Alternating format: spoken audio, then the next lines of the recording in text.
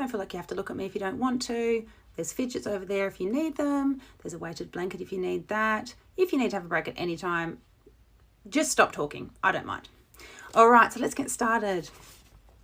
Do you spend every waking moment analysing your behaviour, the behaviour of other people, your place in the world, why things work the way they do, why they happen the way they do, why you do things the way you do, your very existence?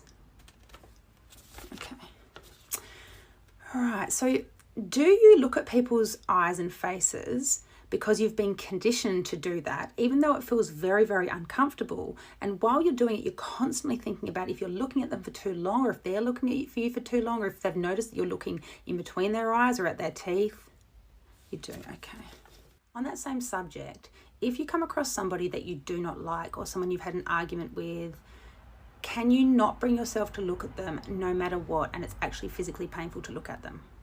Okay. Right, if someone said something to you that was factually incorrect, would you really, really, really want to correct them, but you don't correct them because you've been conditioned to know that that's rude if you do that because of feedback you've got from people, and you're really, really intelligent, so you've stored that information, but it will bug you for weeks and weeks after, and you won't be able to let go of it? Yeah? Okay, so you're at a restaurant and there's a kid at the other table and they're banging their metal spoon on the wooden table and it's really, really loud. The carpet is like sticky and the table is like a funny texture. The lights are also really, really bright.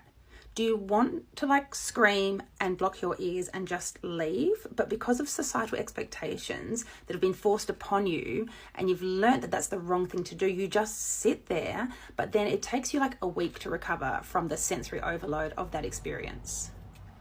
Yes. Okay. When you're in a social situation where you have to pretend to be okay, do you find yourself doing this? Yeah, okay, thank you, no worries, bye. And then when you turn away, you go like this. You do? Yeah. Okay, so do you find since getting into adulthood that there are things that you have left behind that you really, really enjoyed as a child, and you're just starting to realise that you would actually like to do those things again or buy those things again because they make you really, really happy, but you haven't done it because you've been told that that's the wrong thing to do? For example, I just bought this. I cannot believe I spent so long denying myself the joy of buying things like this again. Sorry, it's not about me, it was about you. You find that too?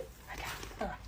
Have you spent the last 6 to 12 months while you wait for an assessment researching the living fuck out of autism, particularly autism in women, and you've come to the conclusion yourself, due to all of the evidence that points to this, that you are autistic, and the only reason that you're here is because you have to get an assessment so that you can get the accommodations you need or the disability support that you need to be able to exist in a world that's not suited to your body or your mind?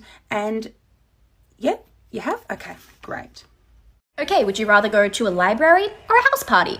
What kind of party is it? Who's there? Do I know the people? How many people are there? With the library, am I studying for something? Have I been to the library before? Can I get any context on this? No, you need to pick one. The library, I suppose, because I'm going to assume that this is a movie-style house party with hundreds of people, even though I've never been to one of those. Okay, cool. Do you like to put things into lists? No, but I do write excessive documents regarding my thoughts and feelings on things, particularly when it comes to fiction. But are they lists? No. Would you prefer the theatre or a quiet night in? Acting is my special interest, so the theatre. Do you like trains? She's a 10 but autism edition. She's a 10 but she'll cancel plans and you won't know why. She's a 10 but she does a little happy dance when she eats a food with a texture she likes.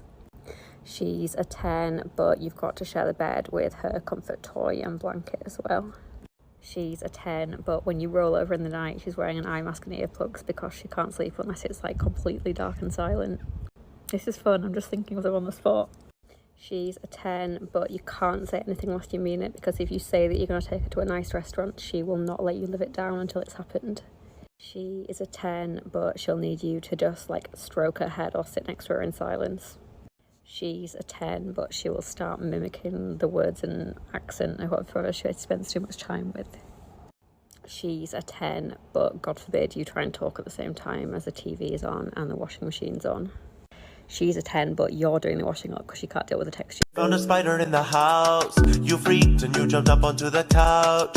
Since I was close and able, I jumped up on the coffee table. You said you should kill that. I said no, fuck that. You said come on, be a man.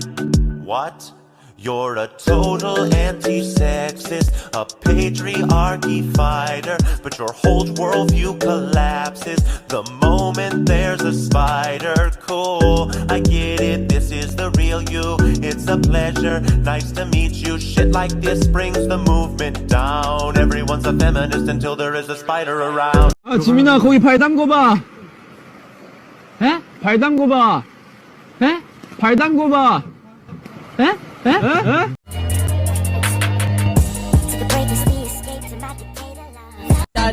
Pode me dar sequência de peixe, mas quero que aguente meu sentadão.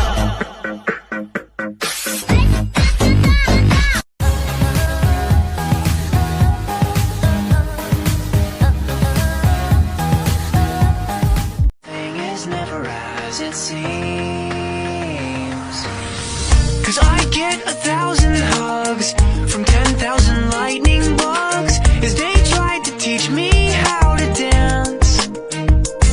So happy!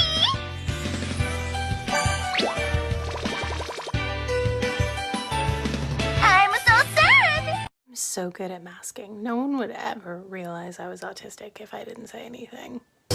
Look, there she goes, that girl is so peculiar. I wonder if she's So good at masking. No one would ever realize I was autistic if I didn't say anything. Look, there she goes, that girl is so peculiar. I wonder if she's feeling well. With a dreamy far-off look, and her nose stuck in a book. What a puzzle to Crazy bozo having a lovely time minding their business. Deceiving foul thing. I think I'd rather you just call me a slur.